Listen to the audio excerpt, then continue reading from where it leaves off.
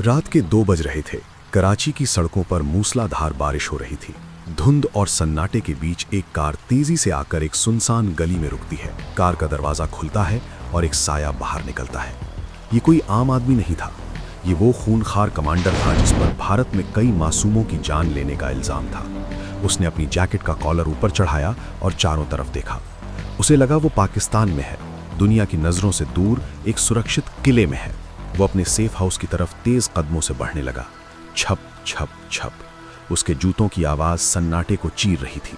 लेकिन तभी अचानक उसे लगा जैसे कोई उसके पीछे चल रहा है। उसने पीछे मुड़कर देखा, कोई नहीं था, सिर्फ बारिश की आवाज थी। उसने राहत की सांस ली और मुड़ा। लेकिन जैसे ही वो मुड़ा, एक काली पल्सर बाइक बिना किसी हेडलाइट के किसी साए की तरह उसके सामने खड़ी थी। बाइक सवार ने काला हेलमेट पहन रखा था। इससे पहले कि वो आतंकी कुछ समझ पाता, हवा को चीरते हुए थशप थशप की 2 खामोश आवाजें आईं। एक सटीक निशाना लगा और उसका खेल वहीं खत्म हो गया। वो भारी भरकम शरीर कराची की उस सुनसान सड़क पर गिर पड़ा। बाइक सवार ने 1 सेकंड के लिए उसे देखा। बाइक घुमाई और पलक झपकते ही कराची की धुंध में ऐसे गायब हो गया जैसे वो वहां था ही नहीं। पाकिस्तानी पुलिस सायरन बजाती हुई पहुंची। खुफिया अफसर भी आए, लेकिन उनके हाथ कुछ नहीं लगा, न कोई सुराग और न ही कोई गवाह। मारने वाला कौन था, किसी को पता नहीं। पाकिस्तान की मीडिया ने उसे सिर्फ एक नाम दिया, अननोन मैन। और यहीं से शुरुआत हुई पाकिस्तान के इतिहास के सबसे बड़े रहस्य की। कराची की घटना को पाकिस्तानी खुफिया एजेंसी ने इत्तेफाक मानकर रफा दफा कर दिया, लेकिन उन्हें नहीं पता था कि ये एक ऐसे तूफान की पहली दस्तक थी जो उनकी जड़ें हिलाने वाला था। मई 2023, जगह लाहौर की सनफ्लावर हाउसिंग सोसाइटी। ये लाहौर का वो वीआईपी इलाका है जहां परिंदा भी पर नहीं मार सकता। और इसी वीआईपी इलाके में शाही मेहमान की तरह रह रहा था भारत का वांटेड आतंकी परमजीत सिंह पंजवार। सुबह के 6 बज रहे थे। हल्की हल्की धुंध थी। पंजवार ट्रैक सूट पहने हुए अपने 2 हथियारबंद गार्ड्स के साथ मॉर्निंग वॉक पर निकला था। वो सीना चौड़ा करके चल रहा था। उसे लगता था कि 90 के दशक में भारत को जो दर्द उसने दिया है, उसका अब कुछ कोई बिगाड़ नहीं सकता। तभी सोसाइटी के गेट के पास से एक मोटरसाइकिल उनके पीछे लगती है। गार्ड्स ने देखा, लेकिन उन्हें लगा कोई लोकल लड़का होगा। बाइक धीरे धीरे उनके करीब आती है और फिर अचानक उसकी रफ्तार तेज होती है। बाइक पव्वार के ठीक बगल में आकर झटके से रुकती है। पीछे बैठे लड़के ने पलक झपकते ही निशाना साधा। कुछ खामोश आवाजें गूंजी और परमजीत सिंह पंजवार का सफर हमेशा के लिए खत्म हो गया। गार्ड्स जब तक कुछ समझ पाते, बाइक सवार लाहौर के ट्रैफिक में ओझल हो गए। पाकिस्तान का पूरा सिस्टम बस तमाशा देखता रह गया। पंजवार के इस तरह मारे जाने की खबर जब रावलपिंडी के खुफिया हेडक्वार्टर पहुंची तो जनरलों के पैरों तले जमीन खिसक गई। एक बंद कमरा, बड़ी सी मेज और उस पर बिखरी हुई तस्वीरें। एक पाकिस्तानी जनरल गुस्से में मेज पर हाथ पटकता है। उसके सामने एक बड़ा सा नक्शा टंगा है। उस नक्शे पर लाल रंग के क्रॉस लगे हैं। Karachi cross, Lahore cross, Peshawar cross. General चिल्लाता है, ये हो क्या रहा है? हमारे ही घर में घुसकर कोई हमारे आदमियों को खत्म कर रहा है और हमारी पूरी एजेंसी अंधी हो चुकी है। उन संगठनों के कैंपों में मातम पसर गया जो कल तक भारत को धमकियां देते थे। वो अब अपनी अंडरग्राउंड सुरंगों में छिपने लगे। उनके प्राइवेट बॉडीगार्ड्स की गिनती बढ़ा दी गई। हर अनजान चेहरे पर अब उन्हें अपना अंत नजर आने लगा। अधिकारियों को समझ आ गया था कि ये कोई इत्तेफाक नहीं, ये एक बहुत ही सोच समझकर चलाया जा रहा सीक्रेट ऑपरेशन है। लेकिन सबसे बड़ा सवाल ये था कि ये अज्ञात हमलावर आखिर काम कैसे कर रहे हैं। आइए आपको उस डार्क दुनिया में ले चलते हैं जहां ये खौफनाक स्क्रिप्ट लिखी जाती है। दुनिया के किसी अनजान देश के एक अंधेरे कमरे में एक मास्टरमाइंड कंप्यूटर स्क्रीन के सामने बैठा है। वो एक इनक्रिप्टेड ऐप जैसे टेलीग्राम खोलता है और पाकिस्तान के ही किसी लोकल क्रिमिनल या गैंगस्टर को मैसेज भेजता है। कोई सीधा संपर्क नहीं, कोई अपनी पहचान नहीं। एक काम है, एक बड़ी रकम मिलेगी। ये रही टारगेट की फोटो और लोकेशन। पाकिस्तान में बैठा वो लोकल अपराधी पैसों के लालच में अंधा हो जाता है। वो काम करने के लिए राजी हो जाता है।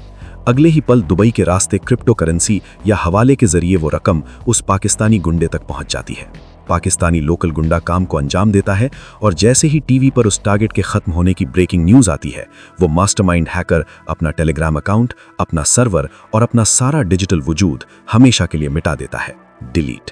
अगर पाकिस्तान की पुलिस उस लोकल गुंडे को पकड़ भी लेती है तो वो रोते हुए सिर्फ इतना कहता है, मुझे नहीं पता वो कौन था साहब, मुझे तो बस टेलीग्राम पर एक मैसेज आया था। यही है अननोन मैन का सबसे बड़ा सस्पेंस। पुलिस एक ऐसे साए को ढूंढ रही है जिसका कोई वजूद ही नहीं है। अक्टूबर 2023। इस लिस्ट का अगला टारगेट था वो शख्स जिसने 2016 में पठानकोट एयरबेस पर हमला करवाया था। नाम शाहिद लतीफ। लतीफ को भी पता चल चुका था कि अज्ञात हमलावरों की हिट लिस्ट में उसका भी नाम है। वो इतना डर गया था कि उसने अपने घर से निकलना बंद कर दिया था। लेकिन 11 अक्टूबर को सुबह की नमाज पढ़ने के लिए वो सियालकोट की एक मस्जिद में गया। उसे लगा इबादत की जगह पर तो कोई उसे हाथ नहीं लगाएगा, लेकिन वो गलत था। मस्जिद के अंदर ही कुछ अनजान लोग आते हैं, उनके चेहरों पर नकाब है। वो सीधे शाहिद लतीफ के पास पहुंचते हैं। बिना एक भी शब्द बोले उनका काम पूरा होता है और लतीफ वहीं फर्श पर ढेर हो जाता है। पूरे पाकिस्तान में हड़कंप मच जाता है। भारत के दुश्मनों को अब ये समझ आ चुका था कि न कोई सेफ हाउस और न ही कोई वीआईपी सोसाइटी उन्हें बचा सकती है। अब आप सोच रहे होंगे कि अगर पाकिस्तान में इतने सारे आतंकी मारे जा रहे हैं तो पाकिस्तान दुनिया के सामने यूनाइटेड नेशंस में जाकर शिकायत क्यों नहीं करता। यहीं पर पाकिस्तान एक ऐसे जाल में फंस गया जहां से निकलना नामुमकिन है। दशकों से पाकिस्तान पूरी दुनिया और फाइनेंशियल एक्शन टास्क फोर्स से झूठ बोलता आ रहा था कि हमारे यहाँ कोई आतंकी नहीं है। अब अगर वो दुनिया के सामने जाकर रोता है कि हमारे यहाँ फलानी जगह पर वो आतंकी मारा गया, तो दुनिया उल्टा उसी से पूछेगी कि तुम तो कह रहे थे कि वो तुम्हारे देश में है ही नहीं, फिर वो कराची और लाहौर में कैसे बैठे थे। अगर वो सच बोलते हैं तो उन पर कड़े प्रतिबंध लग जाएंगे। इसलिए वो अपनी ही बिछाई बिसात पर मात खा रहे हैं और मीडिया के सामने आकर झूठी कहानी सुना रहे हैं कि ये तो लोकल रंजिश का मामला था। लेकिन दुनिया की नज़रों से कुछ नहीं छिपता। ब्रिटेन के सबसे बड़े अखबार द गार्डियन ने अपनी रिपोर्ट में दावा किया कि ये सारे अननोन मैन और ये मिशन सीधे तौर पर भारत की खुफिया एजेंसी का काम है।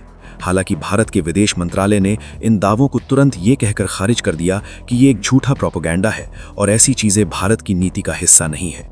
कूटनीति की दुनिया में आधिकारिक तौर पर ऐसी बातों को कभी स्वीकार नहीं किया जाता। लेकिन दोस्तों, पूरी दुनिया को यह संदेश मिल चुका है कि भारत अब वो पुराना भारत नहीं रहा जो सिर्फ सबूतों की फाइलें दुनिया भर में घूमता था। आज का भारत बदल चुका है। रक्षा विशेषज्ञ मानते हैं कि अब नीति बदल गई है। हम तुम पर पहले हमला नहीं करेंगे, लेकिन अगर तुमने हमें छेड़ा तो हम तुम्हें तुम्हारे घर में घुसकर जवाब देंगे।